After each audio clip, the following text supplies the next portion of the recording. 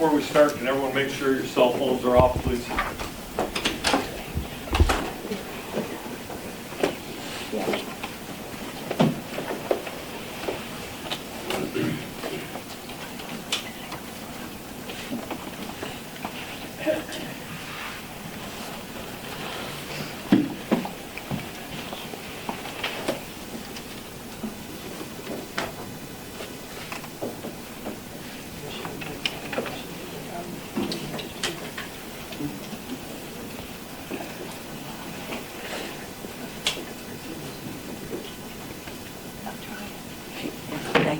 All rise.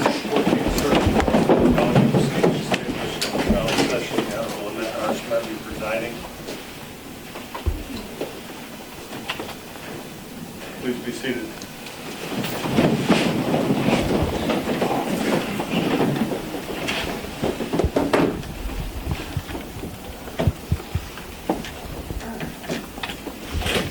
Before we begin, I want to make sure everyone has their phones off, and that's completely off and not on silent. If they go off, you will be asked to leave the courtroom and you will not be allowed back in. Some of the cases that we have today are very emotional on both sides, and I just want to make sure that we keep the courtroom in a proper courtroom setting and that we don't have any outbursts on any of these issues. Who are we doing first? Williams. Williams.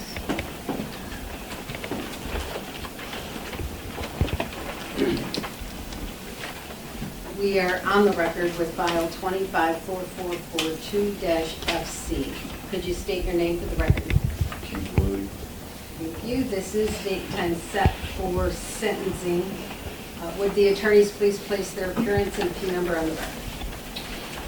DJ Hilson on behalf of the people, P number 5772. Kendra Robinson for defense, 81272. Thank you. Mr. Hilson, have you had an opportunity to review the pre-sentence report? Your Honor, I have no additions or corrections. Thank you. Ms. Robinson? Your Honor, we've reviewed the report. It seems to be factually accurate. We have no additions or corrections today. Mr. Williams, have you had an opportunity to review the pre-sentence report? Yes, Do you have any additions or corrections? No. Mr. Hilson, anything before sentencing, or do you have a victim that would like to speak? Your Honor, I have two members of the victim's family that wish to speak. The first is going to be Peggy, who's the deceased. If you bring them right to your table there. Will do.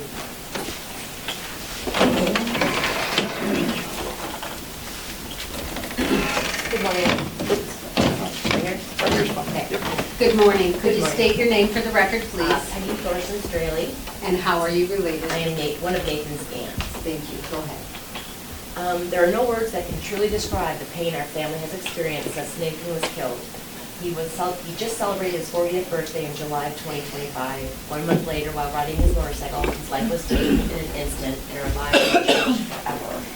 No sentence handed down today can restore what has been taken away from us.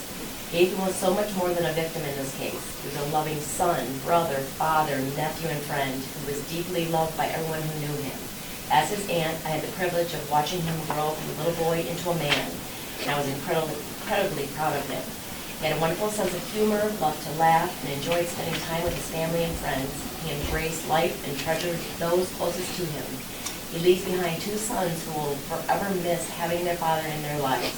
Nathan should have had the opportunity to grow older, watch his sons become men, and continue making memories with the people he loved.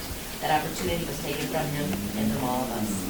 At the same time, I recognize there are no winners in this tragedy. Our family has lost a son, a brother, a father, a nephew, and friend.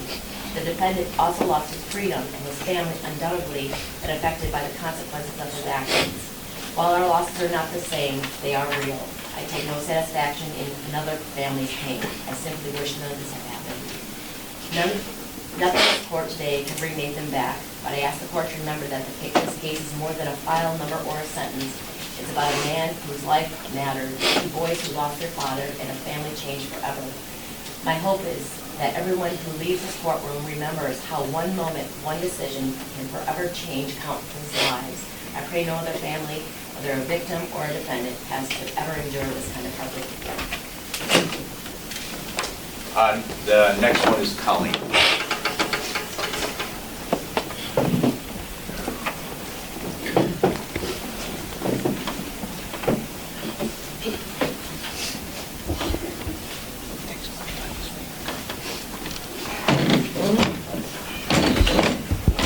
morning.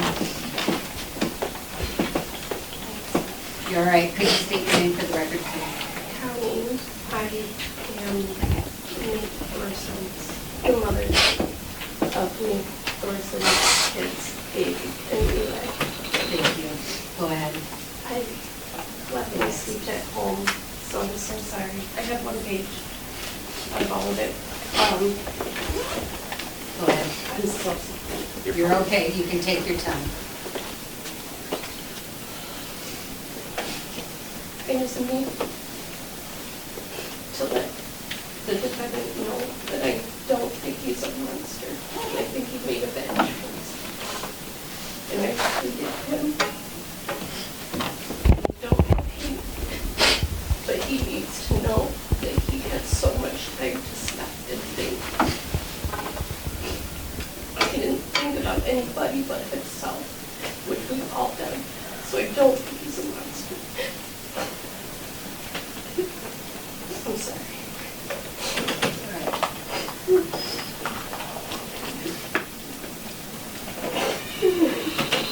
I can read. Nathan Thorsen was the father of our two amazing boys, Gabriel and Elijah Thorsen, the two souls that he loved more than life itself. The day that each of them were born, he was beaming with such pride. He had a smile so big, beaming with such pride. You could see in his eyes that those days were the two best days of his life. He couldn't stop talking about all the things that he couldn't wait to do with them, show them, teach them, and guide them through in life. He had a purpose.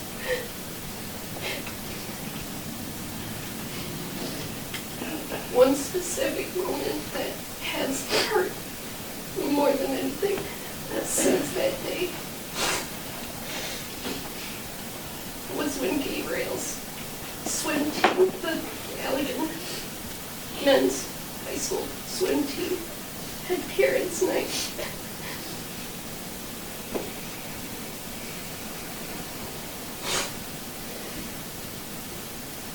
I can still see the pain in his eyes, the pain my heart felt, and the feeling of wishing more than anything that I could just make everything better.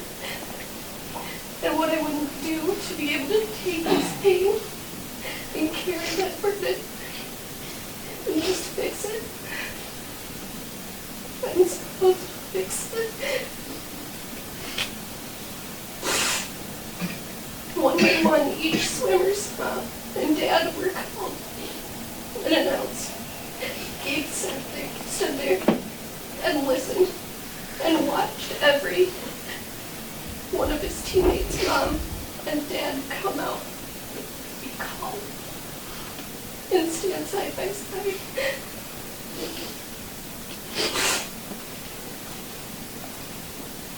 The moment I looked into his eyes, I could physically see how much hurt, knowing that only one name would be used, and only one parent would be standing beside him. I never understood or believed him when my parents told me, this hurts me more than it hurts you anytime I was in trouble, which was way more than my kids.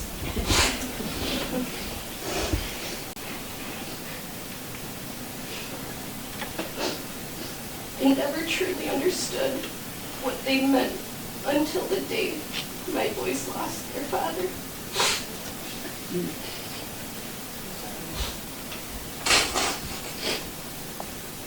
We moved from Muskegon to Allegan because of the crime rate and because of how much it had changed even the good area. And we needed to move and start over where they were safer. And they never understood it until that day, because it was 12:30 in the afternoon on a Tuesday, a beautiful day, and he was a mile from home, where his boys were waiting for his return so they could spend time together. He was in the wrong place at the wrong time, doing nothing wrong.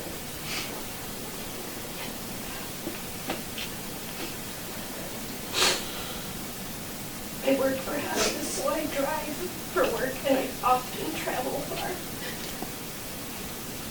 And I hate wondering where the anxiety that I have when I'm so far away from my kids, because I don't know if they're going to meet me, because they only have me parent-wise.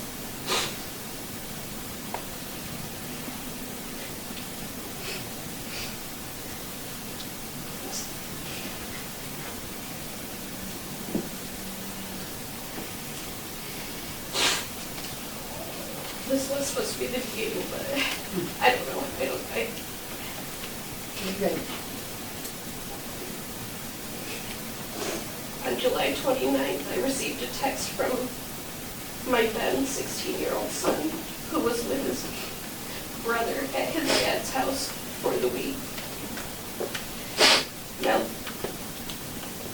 this is nothing unusual getting a text from one of the boys, but something told me to open it immediately. Something in me had an immediate terrible feeling.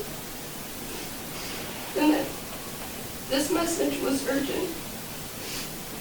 It read, "Mom, someone hit Dad on his bike." And my heart stopped.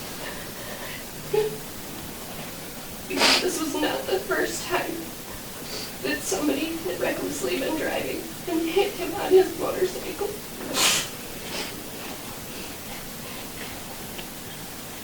The next text, I don't think he made it. And everything in me went numb. And my thoughts were racing. How is he going to be able to get through another recovery from being hit on a motorcycle, minding his own business, driving safely? How is he going to be able to get through being yet in another motorcycle accident? And then the next text said, "Grandma said he didn't." And that was the moment that I knew that nothing would be the same. He was a good dad. He was an amazing dad, and he loved nobody more than his boys. And it's not fair.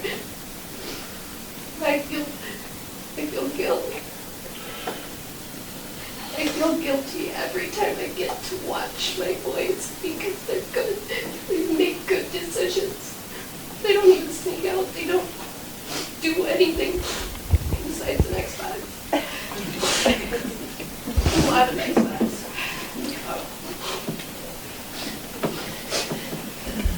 We used to talk every night and just talk about how we are so shocked that they've turned out so good so far. And they could have made so many choices in a negative way after their dad died. They could have made so many terrible decisions, but they've held their head high and they've pushed, and they've been so strong. And he would be so proud of them.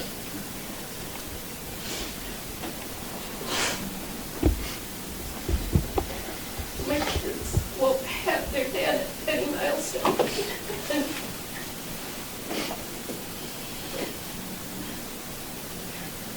Gabriel will be a senior this year in high school.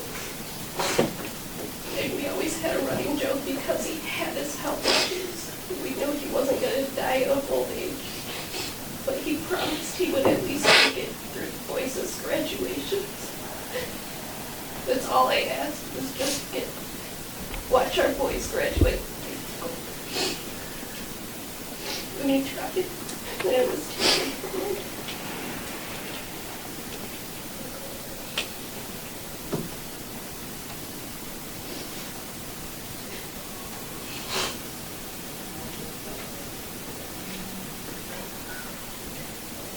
One day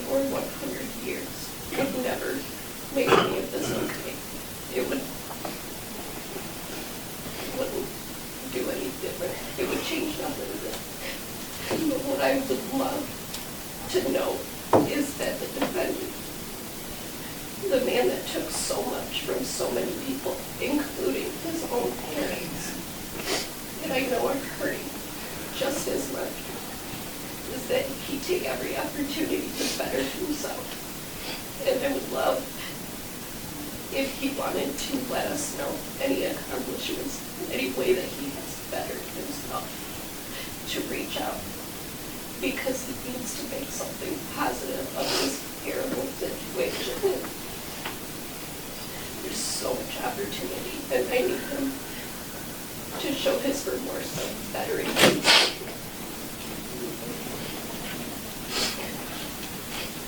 Thank you.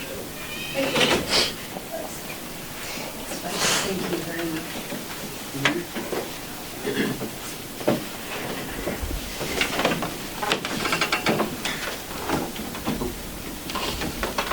Anything you'd like to say before service? Judge, I'm not going to add much more than what has already been said, just that, as I'm listening to the aunt and the mother of Nathan's children speak, I reminded myself that I've been doing this job for 27 years. I've had the opportunity of standing in courtrooms and being part of sentences for murders and CSCs and everything else, and this is the first time I think in my career that I've heard members of a victim's family express what they did today. I think that takes a lot of internal faith, takes a lot of courage, and there was not one negative thing said, which in all honesty they had every right to do. And I think that speaks volumes of the people that Nathan grew up with and surrounded himself with. It speaks volumes for them. And so I'm speechless, quite frankly. That's hard for me to say. But I know this court has reviewed the pre-sentence report, has listened to their words carefully, and I know this court will fashion a sentence that takes into account this idea that when you mix alcohol and drugs in high speeds, nothing good ever happens. And that, to me, is the message that this court needs to send. Other than that, Judge, I respect whatever decision you make. Thank you. Thank you. Ms. Robinson, anything you'd like to say before sentencing? Thank you, Judge.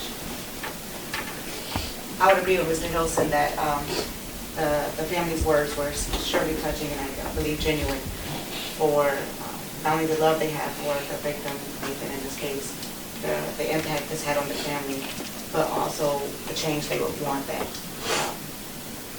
Mr. Keith Williams to make in his future, which I know that he'll express in his own information to the court that he has a letter to read of his remorse.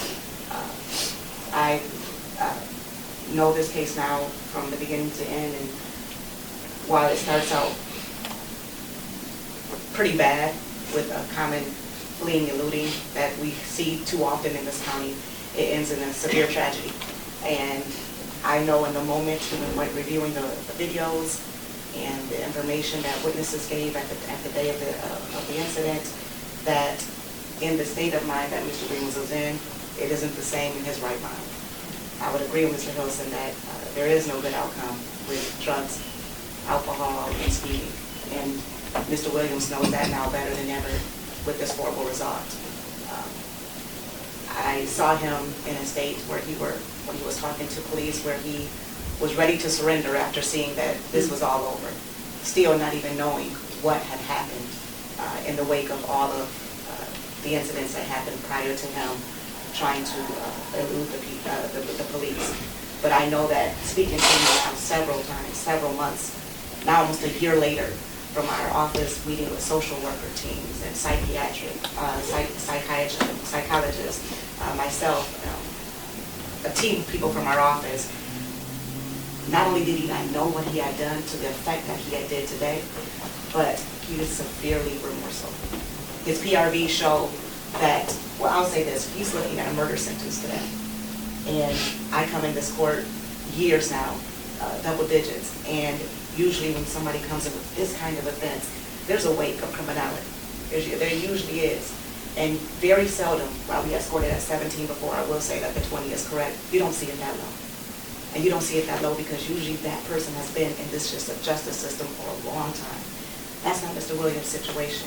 I thank the family for their words because he isn't a monster. He came in here, I believe, with a minor misdemeanor, I think one prior, And I think one felony, he couldn't get past the third grid on the PRVs, and I know this court knows what that means. He has not been in this criminal justice system. And while there is a history of substance abuse, and you'll hear him speak today, Your Honor, horrible choices that he chose to make. And I believe the court needs to take that into consideration before I read some letters about who he is past what the PSI presents. He made a choice. This was a day of horrible choice. He had a choice not to drink. He had a choice not to indulge in marijuana. He did. He had a choice not to flee the police. And he did, never believing or intending to kill, hurt, or harm anyone.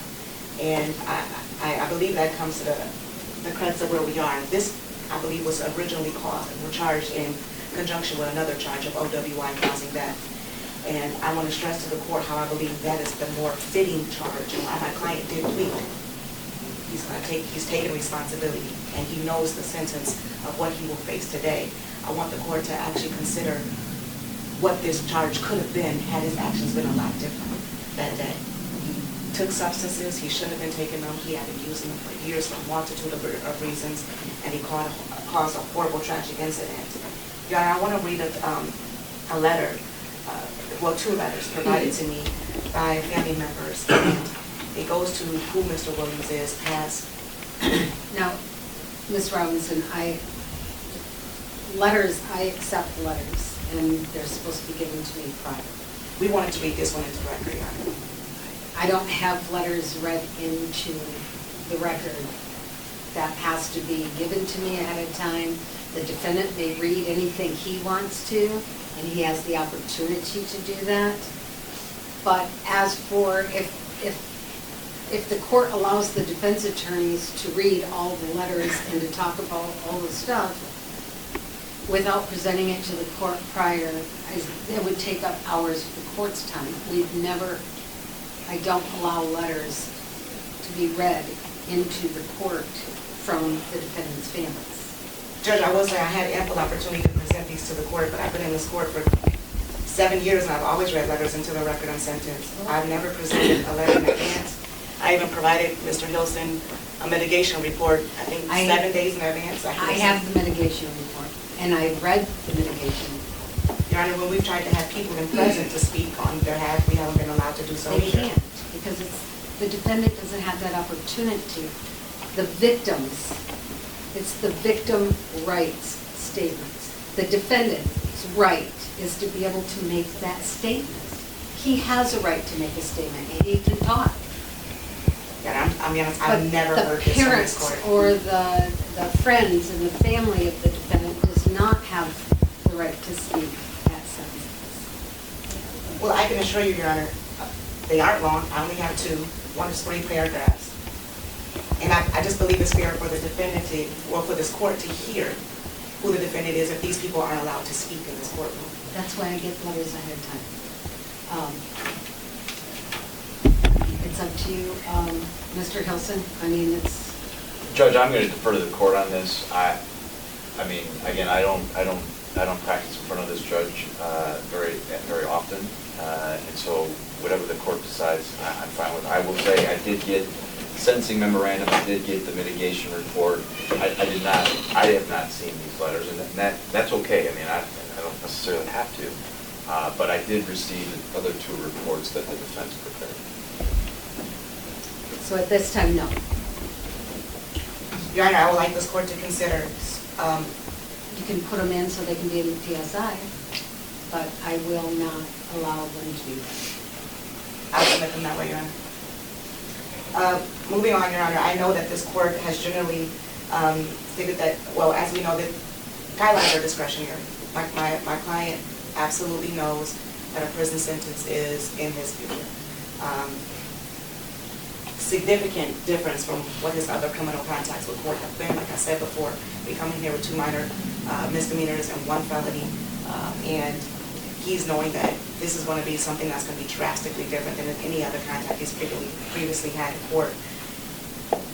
We're looking at guidelines that are potentially a range of from, I believe, 18 to 39. And I know what the recommendation of this of the probation is. I know that this court has received it through the PSI. And we're asking that the court sentence not only within those guidelines, but with the consideration of what the OWI causing death could have been. At the same time, if this had been that charge, which it originally was, we would have been looking at the high end of 104, which is still a significant time for someone who does not have criminality, a significant history of criminality. You know, and I'm only presenting that because Mr. Williams can be rehabilitated, and I believe that's the #1 goal that can possibly and positively come out of the situation, even from the request of the family. Whether you go at the top of the guidelines or at the bottom, one day Mr. Williams will walk these streets again, and he can do nothing better for this community and himself, but to better himself, to make better choices, to not be in the situation again, to think before he acts, to get the help that he needs to treat these issues, underlying issues that caused him to use to be in the system situation, to flee the police. And I know that speaking to him, that's exactly what he wants to do. He's been seeking counseling, and I know that he has a spiritual contact. I know that one of the pastors his family connects with is here and present in the court today. Like I said before, I do have supportive letters for him and from his family about who he was, what he was in the community, well past this horrible and tragic incident. So I'm going to ask the court to consider those guideline range, not only what he's in right now, but what it potentially could have been at the top of the OWI causing death, which would have been at the top end. Thank you. Thank you. Mr. Williams, anything you'd like to say at this time? Yes, Your Honor. Go ahead.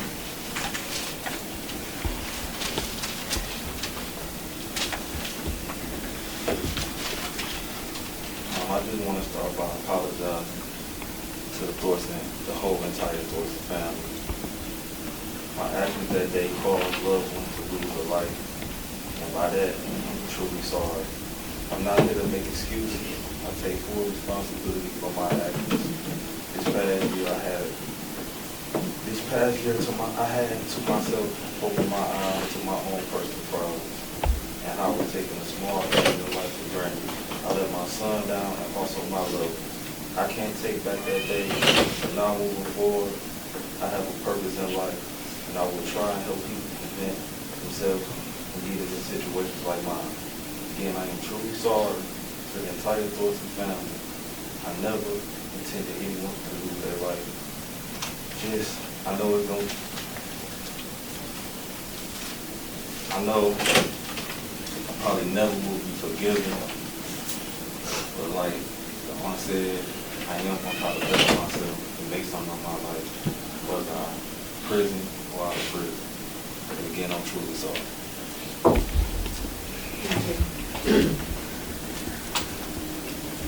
It's a sad situation when you have this, it's a drinking and driving causing death, and it's a choice that you make. Just had another one yesterday with an OUIL causing death with no history. I mean, you have hardly no criminal history whatsoever, and you're walking in here at the age of 33, and you cause somebody's death. Accidents happen. We understand accidents happen, and things move on where people have a hard time accepting accidents that happen. But in situations where somebody actually gets behind the wheel and decides to drive, well, they are drunk or they are high, and they cause a death, that's different than an accident. That's something that your reaction could have been different possibly if you weren't drinking or driving. So choosing to get behind a wheel and causing a death, although you come to this court with hardly nothing, it still caused a death, and it was your choice that did it. And to say, well, it was just an accident, and we can't give you, we don't want to ruin your life, it happened, we can never, ever bring this person back. And there is nothing that I could give you today that would satisfy and make the family feel better. Because they lost somebody that is completely connected with them, and that is a pillar in their life that is no longer going to be there. each and every one of them has lost something that will completely shape their future in a different way. And no matter what I do, can't bring that back. The problem is people drinking and driving, getting on that road and causing those deaths of the people. And I can't say I'm not going to, the court can't look at this and say, it was an accident, we'll forgive you and it will move on. People have to learn that you can't get behind that wheel and drive. Call a cab, get something else. But you didn't just drink and drive. You actually ran from the police also. You were through traffic. You were through people. It was in the afternoon on a weekday where there was so much more that could have happened. And luckily it didn't. And in this situation, one family lost part of their life. If the guidelines would have been drinking and driving causing death, and the top of the guidelines would have been 104 months. In this situation, guidelines are 225 to 468. That's 19 years to 39 years, just on the bottom. For someone who doesn't have a criminal record. And for someone who now realizes that getting behind that wheel, drinking and driving probably wasn't the best thing to do. But forever you've changed your life, your family's life, and the lives of the victims.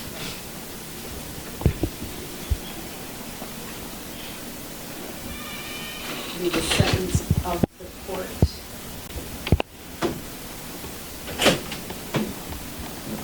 So,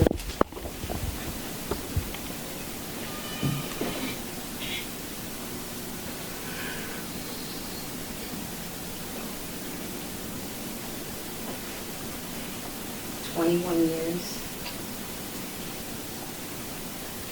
to 75 years at the Michigan Department of Corrections with 366 days credit. $68 state charge, $130 crime victim fund, $450 court cost, $450. You have the right to file an application for leave to appeal your conviction and sentence if you are financially unable to afford an attorney. One will be appointed for you at public expense. You have 42 days from today's date to appeal. Good luck to you, and as the family is asked, hopefully you improve your life while you're there to be able to come back and be a success and be able to give back to the community. Good luck to you. Probation, did I miss anything? No, you didn't, Your Honor. Thank you. Thank you. We are off the record.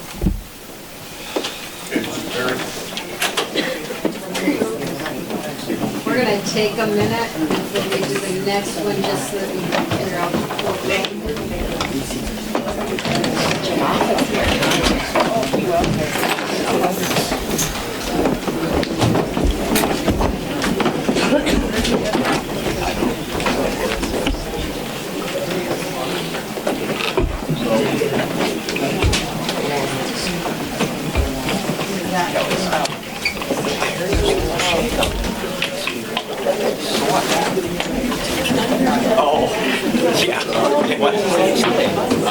August 12th.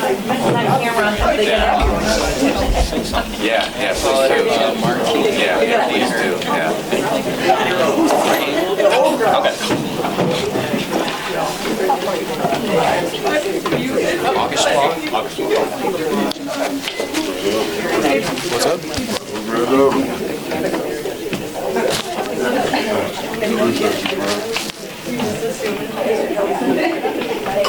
Thank you.